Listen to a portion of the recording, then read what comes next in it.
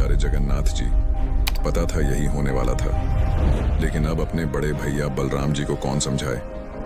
बोला था मत करिए ऐसा, लेकिन नहीं, उन्हें तो अपनी आज्ञा का पालन करवाना था। लक्ष्मी देवी को मंदिर से निकालना था और निकाल भी दिया। फिर क्या, अब दोनों भाई जगन्नाथ जी और बलराम जी घर घर जाकर भिक्षा मांग रहे हैं। और क्या करेंगे, आखिर लक्ष्मी देवी ने इतना बड़ा श्राप जो दे दिया था। जय श्री कृष्णा। आज हम आपके लिए लेकर आए हैं एक ऐसी कहानी जो भगवान जगन्नाथ और देवी लक्ष्मी के बीच की कुछ खट्टी मीठी यादों को बयां करती है। आपको क्या लगता है, जब लक्ष्मी देवी ने जगन्नाथ जी को श्राप दिया तो उनका क्या हाल हुआ होगा? यह कहानी न सिर्फ रोचक है, बल्कि प्राचीन भारत के इतिहास की एक झलक भी देती है। तो चलिए शुरू करते हैं यह रोमांचक यात्रा।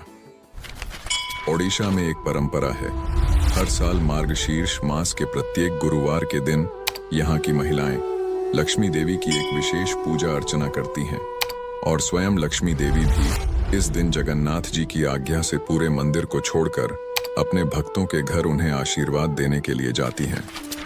एक दिन इसी समय के दौरान लक्ष्मी देवी ने एक वृद्ध ब्राह्मण का स्वरूप लिया और अलग अलग घरों में जाने लगीं।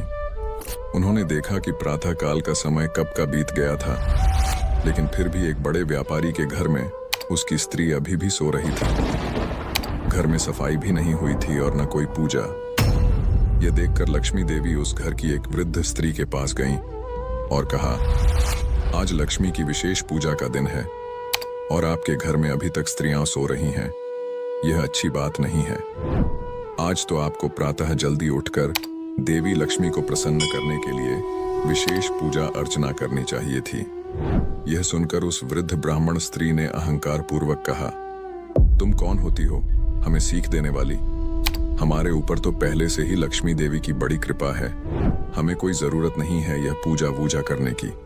हाँ, चलो जाओ यहाँ से और अपना उपदेश किसी गरीब को जाकर सुनाओ जिसे इसकी जरूरत है।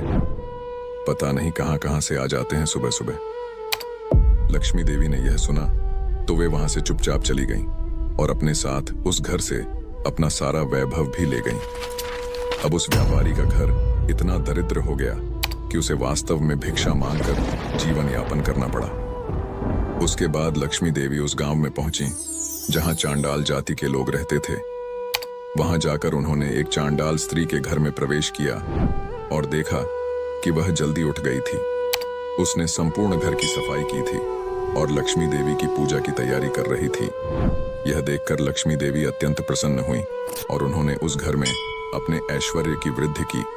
इस प्रकार जब लक्ष्मी देवी अपने भिन्न भिन्न भक्तों के घर जा रही थीं, तभी बलराम जी और जगन्नाथ जी भी सुबह सुबह टहलने के लिए निकले हुए थे। उन्होंने देखा कि लक्ष्मी देवी एक चांडाल के घर से बाहर आ रही थीं। यह देखकर बड़े भैया बलराम जी को बड़ा गुस्सा आया। उन्होंने जगन्नाथ जी से कहा, देखो तो जरा कान्हा, तुम्हारी पत्नी एक चांडाल के घर में जाकर आ रही है। क्या उसे नहीं पता कि ये लोग अशुद्ध होते हैं और किसी भी नियम का पालन नहीं करते? और फिर भी वह उनके घर गई थी। नहीं नहीं, अब वह हमारे मंदिर में प्रवेश करने योग्य नहीं रही, इसलिए तुम्हें अपनी पत्नी लक्ष्मी देवी का त्याग करना होगा।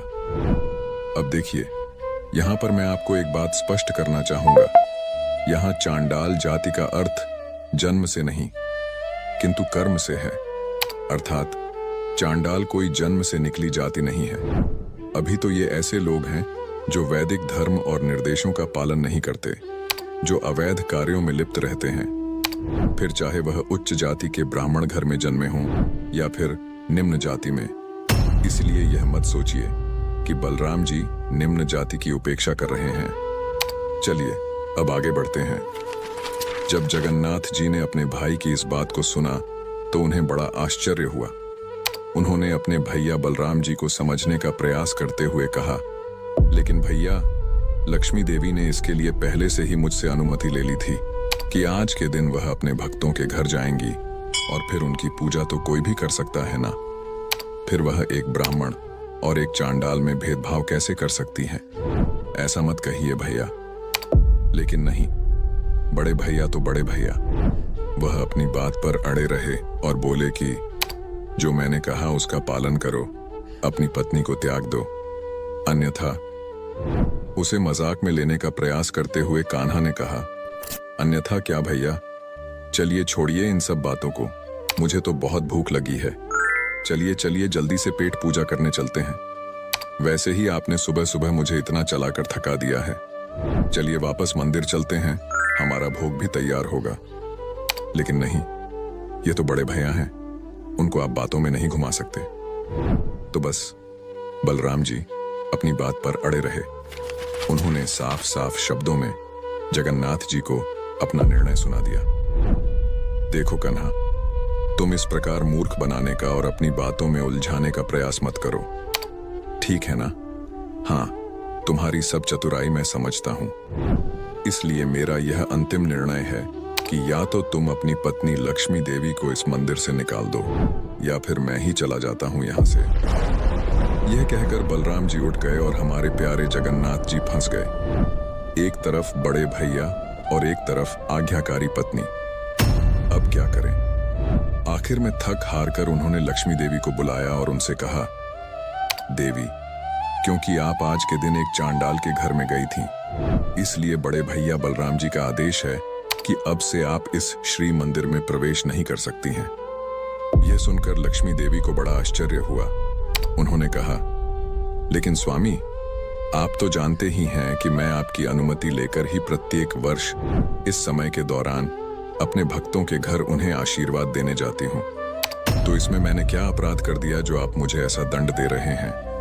और फिर अगर कोई भूल हुई भी है तो हमारे विवाह के समय पर आपने ही तो मेरे पिताजी को वचन दिया था ना कि आप मेरे 10 अपराध क्षमा करेंगे।